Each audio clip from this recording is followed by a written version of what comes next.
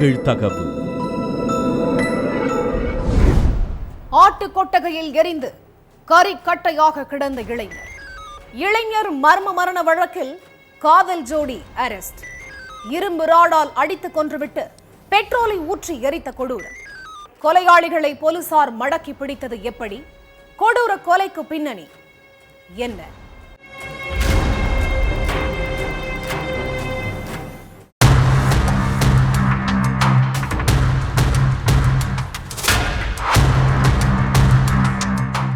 Night ஆட்டு கொட்டகைக்கு தூங்க போன கார்த்திகை காணும்னு வீட்டில் உள்ளவங்கெல்லாம் தேடிட்டு இருந்திருக்காங்க. கொட்டகைக்கு பக்கத்தில் உள்ள ஒருத்தருக்கு கால் பண்ண கார்த்திகேயனோட அப்பா, என் மகன் கொட்டகையில் இருக்கானான்னு பாருன்னு சொல்லியிருக்காங்க. அதுக்கப்புறம் அங்கே போய் பார்த்தா கார்த்திக் பாதி எரிஞ்ச நிலையில சடலமாக கிடந்திருக்காரு. தகவல் தெரிஞ்சு ஆட்டு கொட்டகைக்கு வந்த போலீஸ் கார்த்தியோட சடலத்தை கைப்பற்றி கவர்மெண்ட் ஹாஸ்பிட்டலுக்கு அனுப்பி வச்ச கையோட விசாரணையிலும் இறங்கியிருக்காங்க. கிருஷ்ணகிரி மகாராஜ கடை பக்கத்தில் உள்ள பெரிய தக்கே பள்ளியை சேர்ந்தவர் 30 வயசான கார்த்திக். வேன் டிரைவரான கார்த்திக்கு கல்யாணமாகி பிரியாங்கிற மனைவியும் ஒரு மகன் ஒரு மகள்னு 2 குழந்தைகளும் இருக்காங்க. ஊருக்கு கொஞ்சம் தள்ளி இருக்கிற போத்தி நாயன பள்ளியில கார்த்திகோட அப்பாவுக்கு சொந்தமான ஆட்டு கொட்டகை இருக்கு. சமீப காலமாவே அந்த ஏரியாவில் ஆடுகள் திருடு போறது அதிகமாயிருக்கு. அதனால கொட்டகையில உள்ள ஆடுகளை யாரும் திருடிடக்கூடாதுங்கிறதுக்காக கொஞ்ச நாளாவே கார்த்திக் நைட்டு கொட்டகைக்கு போய் அங்க உள்ள ரூம்ல தான் தூங்குவாராம். அப்படி ஒரு நாள் தூங்க போனப்பதான் மறுநாள் காலையில் அந்த ரூமுக்குள்ள எரிஞ்ச நிலையில சடலமா கிடந்திருக்காரு கார்த்திக்.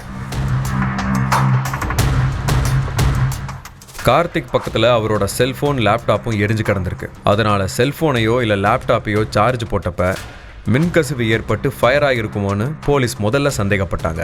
ஆனா கார்த்திக் படுத்திருந்த கட்டில் மட்டும்தான் தீயில எரிஞ்சு நாசமாயிருக்கு.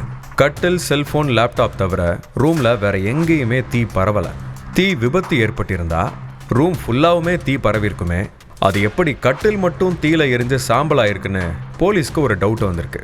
போலீஸோட சந்தேகத்துக்கு மேலும் வலு சேர்க்கிற மாதிரி போஸ்ட்மார்ட்டம் ரிப்போர்ட்லயும் ஒரு அதிர்ச்சி தகவல் இருந்திருக்கு. அதாவது கார்த்திகோட உடல் மேல ஏதோ ஒரு ரசாயனத்தை ஊத்தி அதுக்கப்புறம் தீ வச்சு கொளுத்தி இருக்கிறதா போஸ்ட்மார்ட்டம் ரிப்போர்ட்ல குறிப்பிடப்பட்டிருந்துச்சு.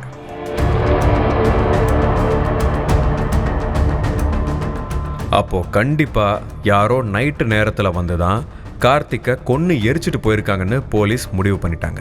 அதுக்கப்புறம் நள்ளிரவு நேரத்துல யாராச்சும் சந்தேகப்படும்படியா ஆட்டு கொட்டகைக்கு வந்து போனாங்களான்னு போலீசார் விசாரிச்சாங்க. சுத்தி முத்தி கிராமப்புறம்ங்கிறதுனால ஒரு சில சிசிடிவி கேமராக்கள் மட்டும்தான் இருந்திருக்கு. அதுலயும் போலீஸ்க்கு க்ளூ கிடைக்கல. அடுத்ததா நைட்டு நேரம் அந்த இடத்துல வேற ஏதாச்சும் செல்போன் நம்பர் ஆக்டிவேட்ல இருந்துச்சான்னு செல்போன் சிக்னலை வச்சு சோதனை பண்ணாங்க. அதுல தான் மதிகோன் பாளையத்தை சேர்ந்த தினேஷ்குமார் செல்போன் கார்த்திக் இறந்து கிடந்த ஆட்டு கொட்டகை பக்கத்துல ஆக்டிவேட்ல இருந்தது தெரிய வந்திருக்கு. மதிகோன் பாளையத்தை சேர்ந்த தினேஷ்குமார் நைட்டு நேரம் போத்தி நாயனப்பள்ளிக்கு எதுக்கு வந்தான்னு சந்தேகப்பட்ட போலீஸ் அவனை பிடிக்கிறதுக்கு முயற்சி பண்ணாங்க. விசாரணையில தினேஷ்குமார் பெங்களூர்ல மெடிக்கல் ரெப்பா வேலை பார்த்துட்டு இருந்ததும் இப்ப அவன் ஊர்ல இல்லைங்கிறதும் தெரிய வந்திருக்கு.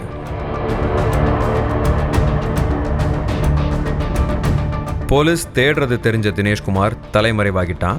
சம்பவம் நடந்த அன்னைக்கு தினேஷ்குமார் செல்போன்ல இருந்து ஒரு நம்பருக்கு மட்டும் பல முறை கால் போயிருக்கு. அந்த நம்பர் யாரோடதுன்னு பார்த்தா அது பக்கத்து ஊரான பழையூரை சேர்ந்த புவனேஸ்வரியோட நம்பருங்கிறது தெரிய வந்திருக்கு.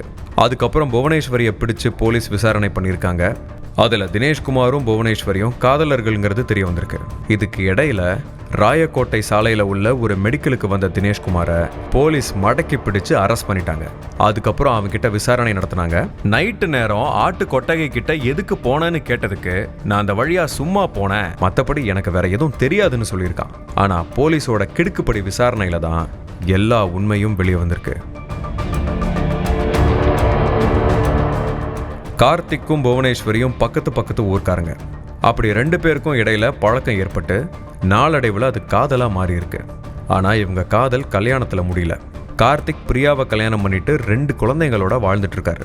இதுக்கு நடுவுல புவனேஸ்வரி தான் கூட காலேஜ்ல ஒன்னா படிச்ச தினேஷ்குமாரை லவ் பண்ணியிருக்காங்க. இந்த நிலையில கார்த்திக் புவனேஸ்வரி செல்போன் நம்பருக்கு கால் பண்ணி அடிக்கடி தொந்தரவு செஞ்சதா சொல்லப்படுது. உங்களுக்கு கல்யாணமாகி குழந்தைங்க இருக்காங்க, நானும் வேற ஒருத்தரை லவ் பண்றேன், இதுக்கப்புறமும் நம்ம பேசி பழகிறது சரியா இருக்காதுன்னு புவனேஸ்வரி சொன்னதாகவும், ஆனா அதை கேட்காம கார்த்திக் ஃபோன் பண்ணியும் மெசேஜ் பண்ணியும் தொடர்ந்து டார்ச்சர் பண்ணதாகவும் சொல்லப்படுது. கார்த்திக் தன்னை தொடர்ந்து தொந்தரவு பண்றதா புவனேஸ்வரி தினேஷ்குமார் கிட்ட சொல்லியிருக்காங்க. தினேஷும் கார்த்திக்கை கண்டிச்சதா சொல்லப்படுது. ஆனா கார்த்திக் எதையும் காது கொடுத்து கேட்காம தொடர்ந்து புவனேஸ்வரி கிட்ட அத்துமீறி இருக்கான். எவ்வளவு சொல்லியும் கேட்க மாட்டேங்கிறானே, பேசாம அவன் கதையை முடிச்சாதான் நிம்மதின்னு நினைச்சிருக்கான் தினேஷ்குமார். அதுக்கு புவனேஸ்வரி தான் கார்த்திக் எங்க போறான் எங்க வரான்னு நோட் பண்ணியிருக்காங்க. அதுல தான் தினமும் கார்த்திக் கொட்டகையில தனியா தூங்குறது தெரிஞ்சிருக்கு.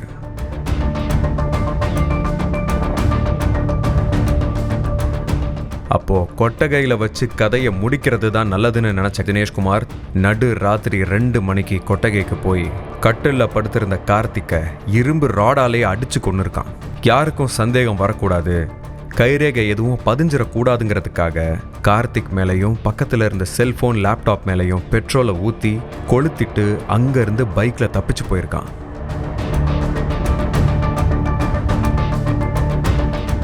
விசாரணையில் எல்லா உண்மையும் தெரிஞ்சதுக்கு அப்புறம் கார்த்திக்கை கொன்னு எரிச்ச தினேஷ்குமாரையும் அதுக்கு உடந்தையா இருந்த புவனேஸ்வரியையும் போலீஸ் அரெஸ்ட் பண்ணி ஜெயிலில் அடைச்சிருக்காங்க.